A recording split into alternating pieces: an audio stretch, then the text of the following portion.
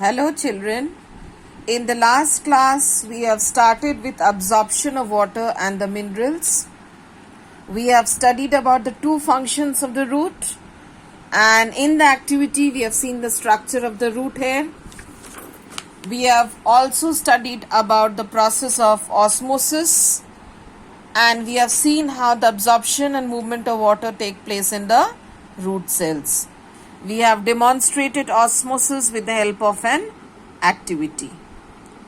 Now we will demonstrate the principle of osmosis in the living system. For this we will prepare the setup of the potato osmoscope. Just look at the figure. Now in this we need a raw potato, a peeler, knife, 2 pins, water and sugar solution. We take large raw potato and peel it. Cut one of its end to make it flat. You can see the figure. Then from it we make a scoop. We take out a scoop to make a hollow cup. You can see the cup-like structure we have made. We pour strong sugar solution into the hollow cup and mark the initial level of the sugar solution with the help of a pin. This setup is called potato osmoscope or potato osmometer. Next, we place the potato osmoscope in a beaker containing colored water. Now children, what do we observe after some time?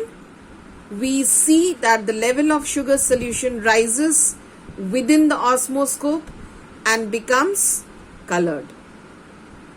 This is because of osmosis.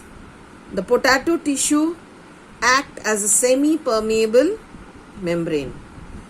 The water moves from the region of its high concentration, that is the beaker, to the region of the lower concentration, that is the potato hollow cup. Now we will perform an experiment to show that roots absorb water.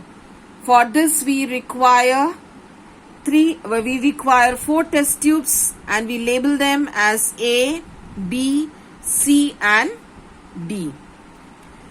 Now we fill test tube A, B and C with 3/4 water, and we only pour a little amount of water in test tube D. We close the mouth of tube A with cork, and we take the balsam plants with their roots intact and put them in test tube B, C and D. We ensure that the roots are dipped in water in tubes B and C and are well above the level of water in tube D. Now you can see the setup in the next figure.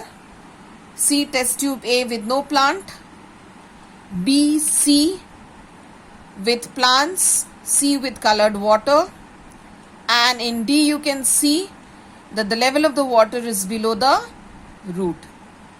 Now what do you observe after 24 hours? We see no change in the level of water in A. The plant in the tube D gets shriveled. See the plant test tube D? The plant present in test tube D gets shriveled or dried up. Water level in tube B and C will fall. Now what do you conclude from your observation? In test tube B and C, water was absorbed by the plants through their roots dipped in water. The pink color of the veins of the leaves in tube C show that water reached the leaves. In test tube D, the plant shriveled because the water lost through evaporation or transpiration could not be replaced by absorption through the roots, which were not touching the water level, as the water level was much below the root hair. Now next we will study about the conduction of water. You know that the soil solution has higher water content than the cell sap. Now what is cell sap? It is the fluid or the juice which is present inside the root hair. So as usual, water will enter from the soil into the root cells by the process of osmosis. Now the root hair become turgid, it gets swollen, while the adjacent cells of the cortex, which are present in the inner tissues, have lower concentration of water. This results in the movement of water from root hair into the cortical cells. So, gradually water accumulates in the cortex of the roots. As a result, the cortical cells become fully turgid and the water moves from the cortical cells to the inner layers of the roots through the cell to cell osmosis. You can see the arrow, how the water is moving from one cell to the adjacent cell. So in this way, water is finally pushed into the xylem vessel. You can see the xylem vessel marked in pink. In xylem, the water moves only in the upward direction towards the leaf. So it forms a continuous channel that connects roots to the leaves through stem and branches. So this is the way how the water is carried to the entire plant. Now what is the difference between osmosis and diffusion? Diffusion is the movement of water molecules from area of high concentration to an area of low concentration. But for this process, we don't need any semi-permeable membrane. Whereas for osmosis, we need a semi-permeable membrane. Now we can see conduction of water in plants with the help of activity 1.5. We take soft twig of balsam or petunia with flower.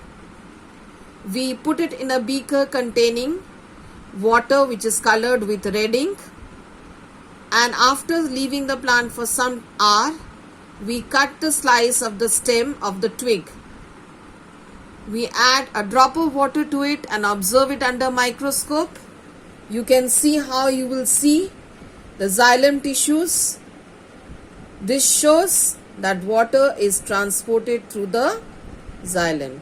You can see the xylem is colored red, which shows that the conduction of the red colored water has taken place through the xylem. In activity C 1.6, we study the rate of absorption by the plants.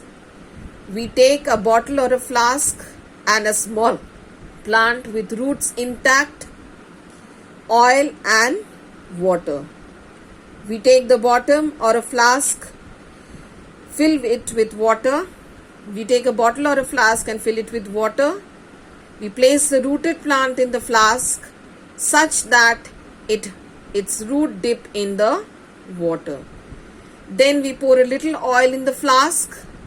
The oil form a thin film on the surface of the water.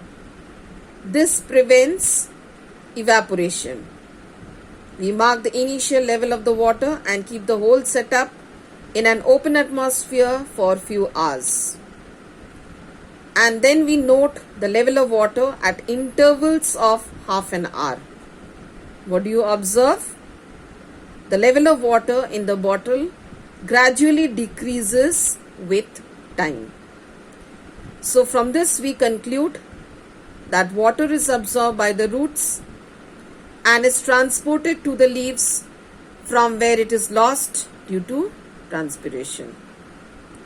The level of water in the bottle decreases after every half an hour at the same rate if the factors influencing transpiration remains the same. That's all for today's class. I hope children you are learning and going through the previous content that has been taught. Have a nice day. Thank you.